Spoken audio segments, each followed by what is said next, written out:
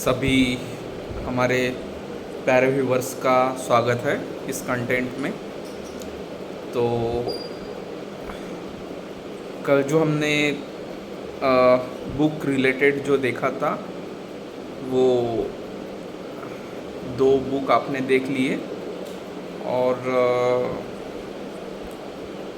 इसके पहले भी दो बुक हुए हैं, लेकिन वो वीडियो आ जाएगा इस वीडियो के पहले वो वीडियो आ जाएगा, क्योंकि वो वीडियो बन के रेडी है, सिर्फ आपके लिए अवेलेबल करना बाकी है। तो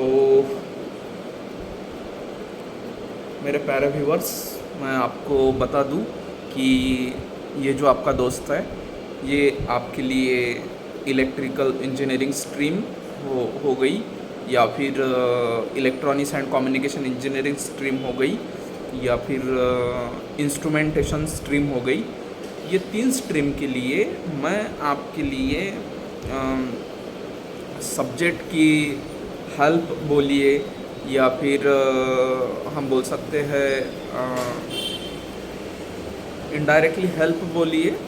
जैसे कि अब आपको कोई डाउट है या फिर आपको कोई क्यूरीज़ है तो डेफिनेटली वो क्यूरीज़ आप मेरे साथ शेयर कर सकते हैं और मैं उसका पूरा प्रयास करूँगा कि उस समस्या का, उस प्रॉब्लम का मैं आपको सॉल्यूशन दे सकूं।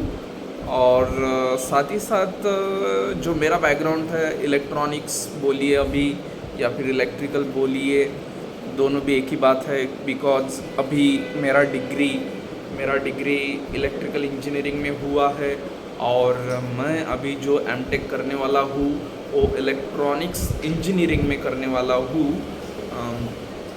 तो इसलिए ये दोनों भी स्ट्रीम मेरे लिए इम्पोर्टेंट बन जाती है। बट एनीवे, सब्जेक्ट कोई भी रहो, इस तीन स्ट्रीम रिलेटेड डेफिनेटली आपका दोस्त आपके लिए हेल्प करने के लिए सदा तत्पर रहेगा। सदा आई मीन टू से आपको जस्ट मेल ड्रॉप करके रखना पड़ेगा, because as I am human so not possible 24 hours active. So that's why I want also, I need also rest. जैसे कि एक मनुष्य को या फिर एक ह्यूमन को वो अगर टोटल 24 घंटा है तो उसमें 12 घंटे अगर वो वर्किंग है तो 12 घंटे उसको रेस्ट की भी ज़रूरत है। ये तो हम बोल सकते हैं नेचर का लॉ है, ठीक है। अगर कोई चीज़ काम करती है तो उसको रेस्ट भी उतना ही इम्पॉर्टेंट है। Without rest not system can be work. So ये एक बात। तो आई थिंक सो हमने कल आपको सिग्नल एंड सिस्टम वाला बुक दिखाया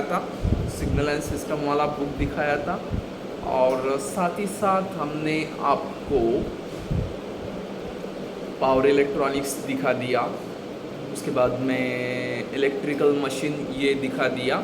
उसका हालांकि वीडियो आने का है, आ जाएगा। जो कल हमने बुक दिखाया वो दिखाया signal and system and higher engineering mathematics by BS Grewal.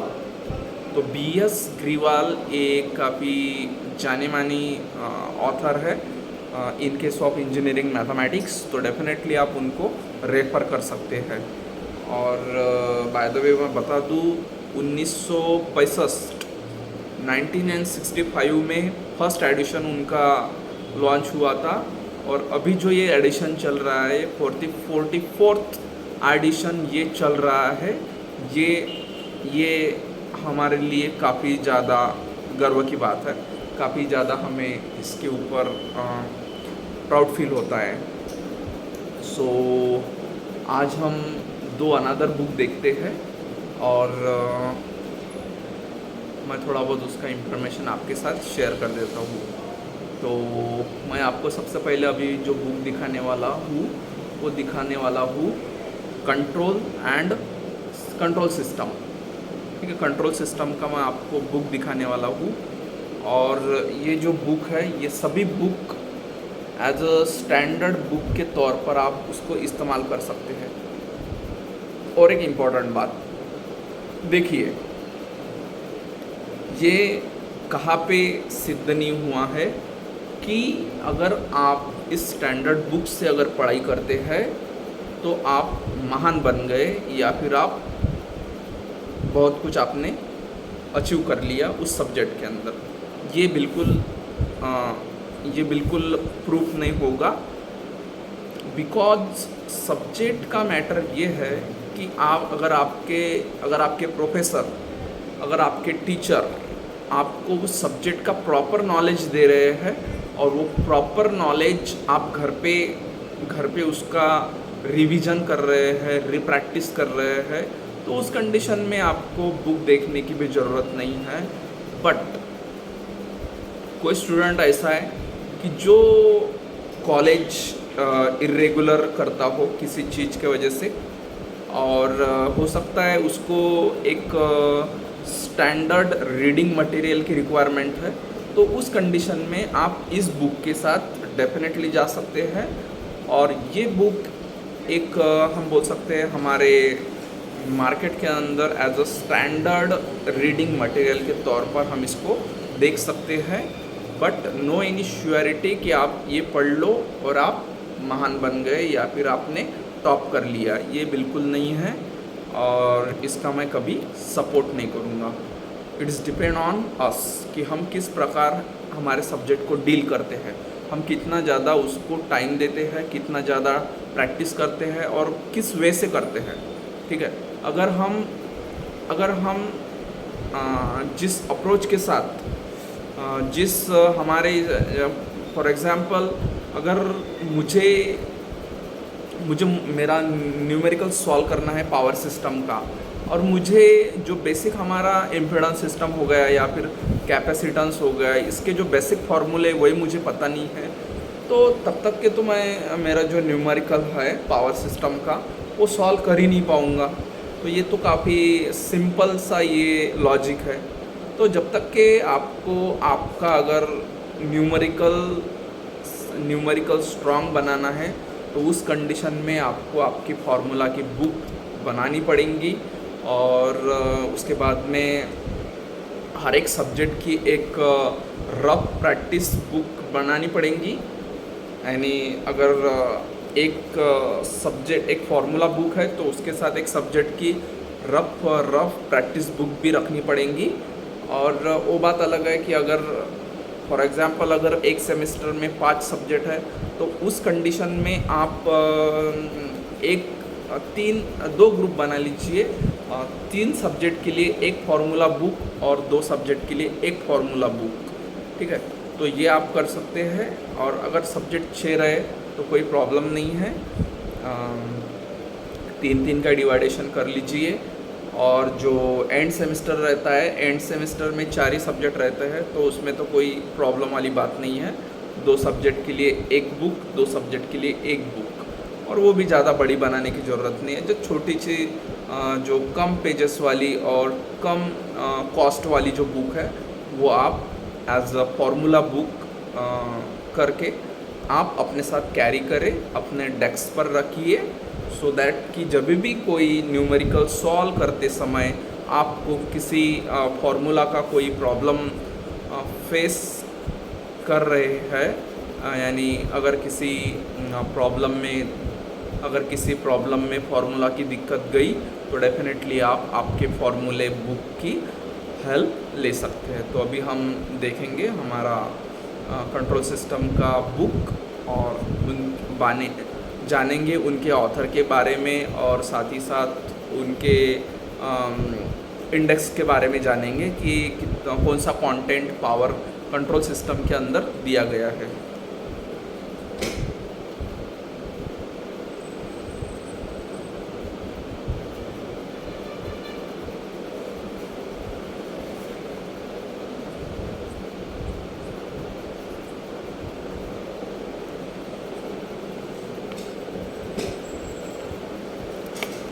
तो ये हमारी बुक है जो कि कंट्रोल सिस्टम इंजीनियरिंग मतलब CS, और इसके ऑथर है IJ Nagrath and M Gopal.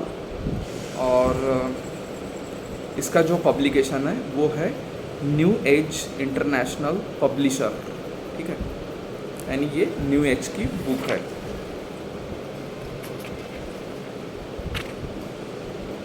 Again मैं आपको बता दूं कि कंट्रोल सिस्टम इंजीनियरिंग के जो ऑथर है वो है IJ Nagrath and M Gopal.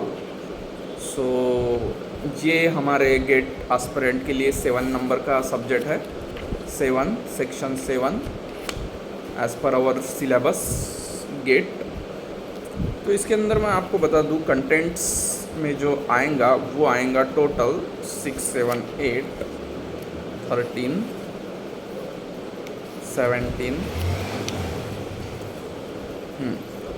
तो कंटेंट के अंदर टोटल 17 चैप्टर है और साथ ही साथ अभी मैं थोड़ा बहुत आपको इसको पढ़ के सुना दूँ।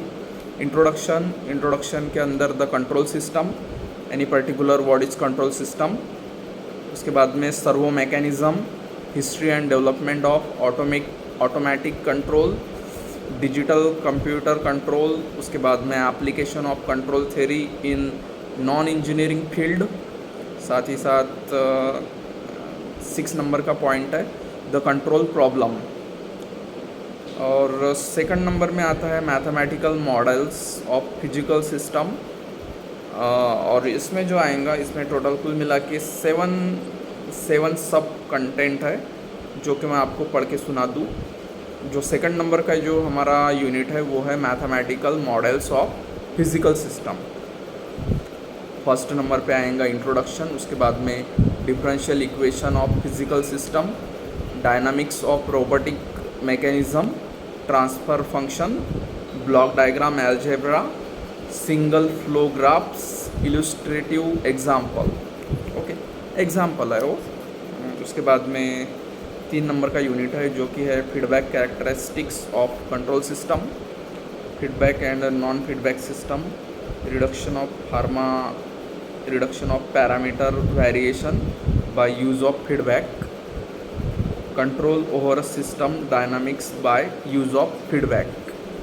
ये 3 कंटेंट हो गए हैं यूनिट नंबर 3 में। आप इसको यूनिट नंबर बोल दीजिए या फिर चैप्टर नंबर बोल दीजिए, these are the same thing. अभी यूनिट नंबर 3 में 4th नंबर का कंटेंट मैं पढ़ रहा हूँ, control of the effect of disturbance signal by use of feedback. तो हर एक कंटेंट को पढ़ना मतलब हमारा जो वीडियो है, हमारा जो कंटेंट है वो काफ़ी ज़्यादा लंबा हो जाएगा। तो इसीलिए मैं अभी शॉर्टकट में इसको ये करूँगा। और after the completion of all subject, उसके बाद में हर एक बुक का हर एक कंटेंट एक्सप्लेन करके आपको बताऊंगा। ओके,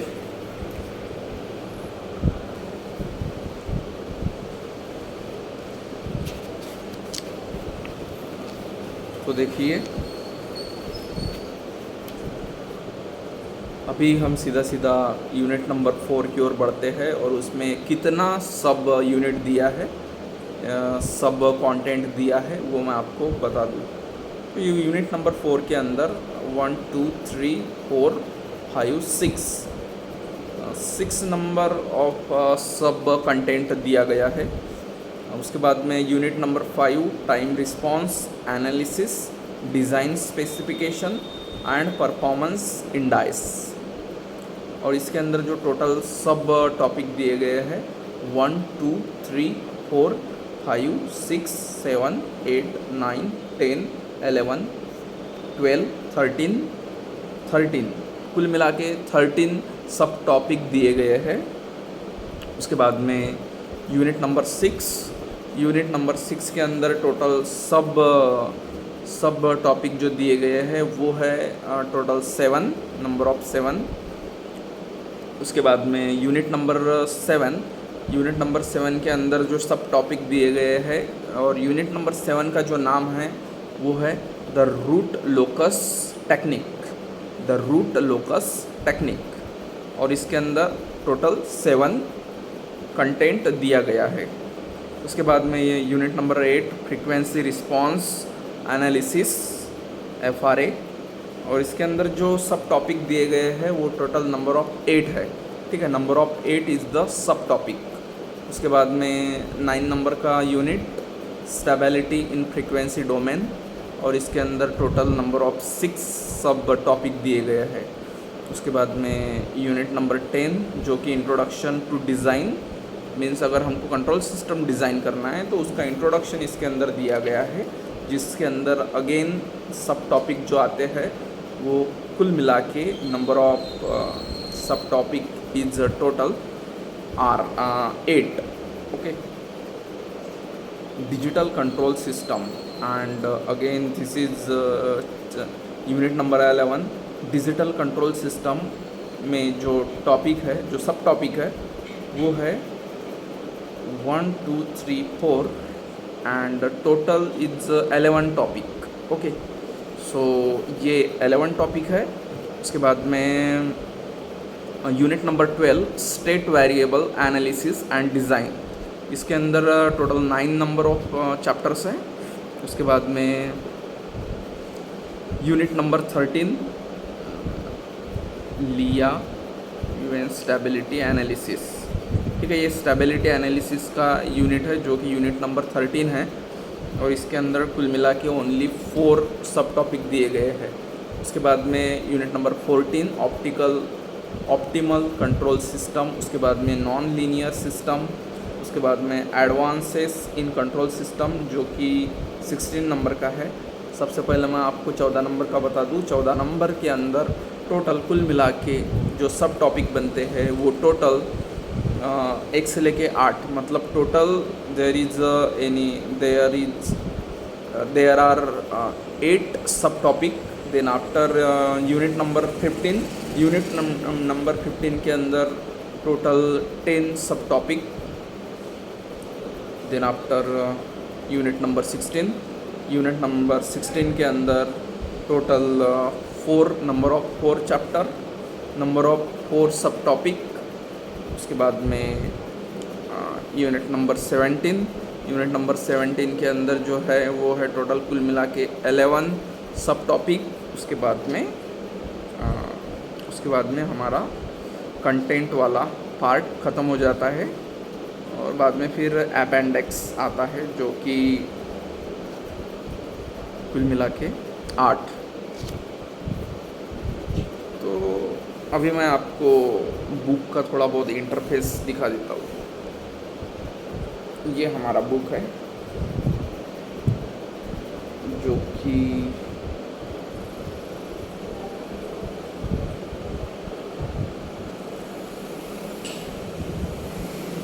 देख लीजिए, अजय नागरथ एंड एम गोपाल। सो एक अच्छा बुक है जो कि मैं आपको रिकमेंड करूँगा या फिर सजेस्ट करूँगा। और जो पब्लिकेशन है वो है new age international publisher, okay. Control system engineering for EE.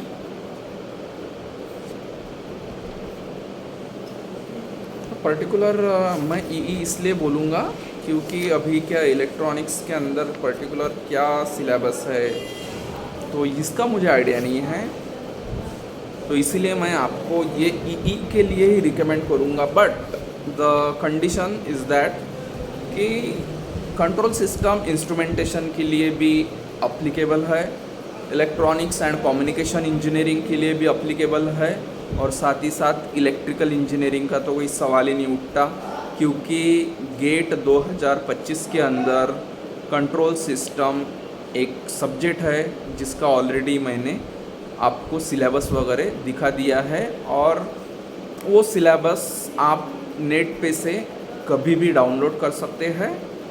और मैंने इसके पहले ही आपको बोला है कि आप उसको प्रॉपर वे से प्रिंट करके उसको लैमिनेशन करके आपके डेस्क के ऊपर रखिए, सो दैट कि आपको एडवांटेज होगा ही होगा।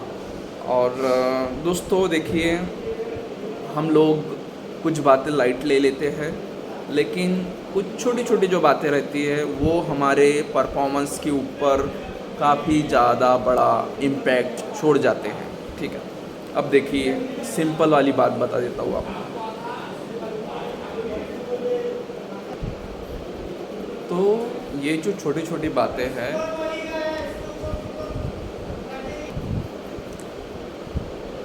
तो मैं आपको बता दूँ कि ये जो छोटी छोटी बातें हैं वो इतनी ज़्यादा माइनर है कि आपको लगेगा कि इससे भला क्या ही हो जाएगा। तो देखिए, अगर आप आपके आपके स्टूडेंट लाइफ में अगर आप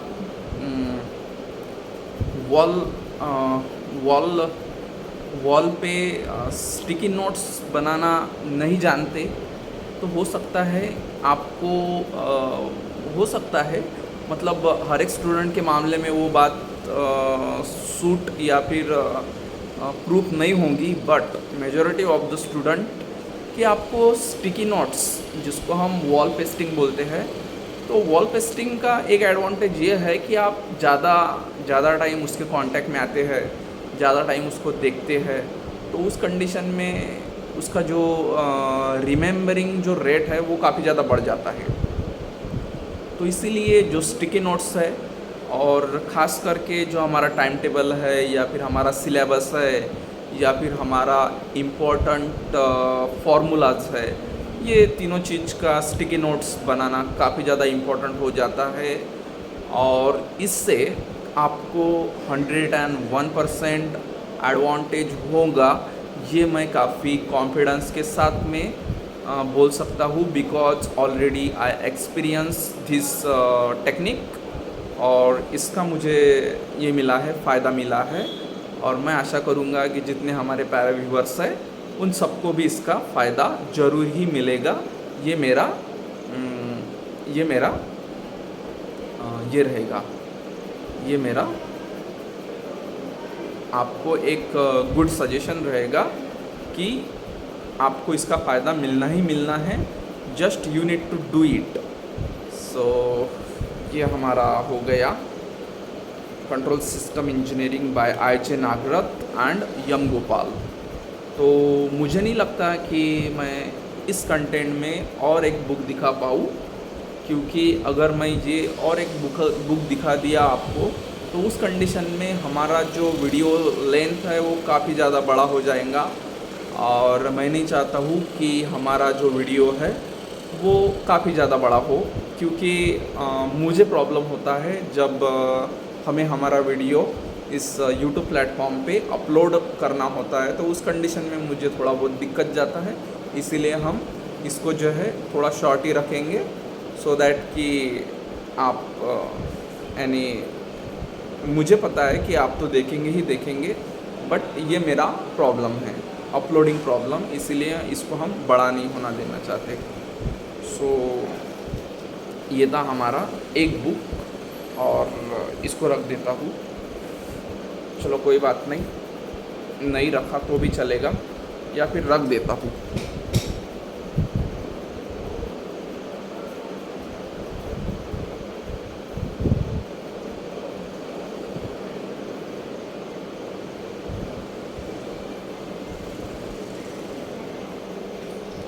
अभी आप मुझे सवाल भी पूछ सकते हैं कि नितिन सर आप कब पढ़ाई करते हैं, तो मैं बता दूं कि मेरे पढ़ाई का जो शेड्यूल है वो मैंने फिक्स कर लिया है, और उसी शेड्यूल में मैं पढ़ता हूँ। और मैं भी आपको ये सजेस्ट करूँगा कि अगर हमारे 24 आवर्स है, तो उसमें का हम बोलते हैं जो सीक्वेंस है वो लगा लीजिए कि आपको किस समय कौन सा वर्क करना है, सो दैट कि आपका जो रूटीन है उसको एक सेंस मिले, प्रॉपर वे से आप उसको यूटिलाइज कर पाए, और ज़्यादा से ज़्यादा बेटर आउटपुट आप अचीव कर पाए। और मुझे ये भी बात पता है कि जब आपकी जब बिगिनिंग रहेंगी, आपकी जब स्टार्टिंग रहेंगी, देन आप उसके अंदर काफ़ी ज़्यादा ट्रबल फील करेंगे, बट बिलीव मी, आप अगर इसको कम्प्लीटली अगर आपने इसको 30 डेज कर लिया, तो जो 31 वाला दिन है, जो 31st वाला दिन रहेगा, या फिर 30 दिन कंप्लीट करने के बाद में आपको जो उस 31 या फिर 1 बोलिए उसका जो उस दिन का जो एक्सपीरियंस रहेगा, मैं आपको 100% बोल सकता हूँ कि इस पहले दिन में और वो लास्ट वाले दिन में जो आप एक्सपीरियंस करेंगे, इसके अंदर काफ़ी ज़्यादा डिफरेंस रहेगा। ये मैं आपको मेरा एक्सपीरियंस के हिसाब से बता सकता हूँ। तो अभी जो करंटली जो अभी एडमिशन प्रोसेस चालू है डिप्लोमा स्टूडेंट के लिए, उसके बाद में हमारे engineering bachelor of engineering student के लिए, और साथ ही साथ मास्टर ऑफ टेक्नोलॉजी के लिए, और कहाँ पे पीएचडी के लिए भी एडमिशन स्टार्ट हो चुके हैं। तो जितने भी हमारे दोस्त लोग हैं जिनको अगर गाइडेंस की भी ज़रूरत लगी तो आप डेफिनेटली मुझे मेल लिखिए। मैं आपका जो मेल है उसको पढ़ के आपको रिप्लाई देने का पूरा प्रयास करूँगा। तो अभी के लिए हम रुकेंगे। और एक इम्पॉर्टेंट बात कि अगर आपको अगर आप इस महाराष्ट्र के अंदर रहते हैं और महाराष्ट्र के अंदर अगर आप रहते हैं और आप मुझसे ऑफलाइन वे से कोई सब्जेक्ट पढ़ना चाहते हैं तो डेफिनेटली आप मुझसे कांटेक्ट करें।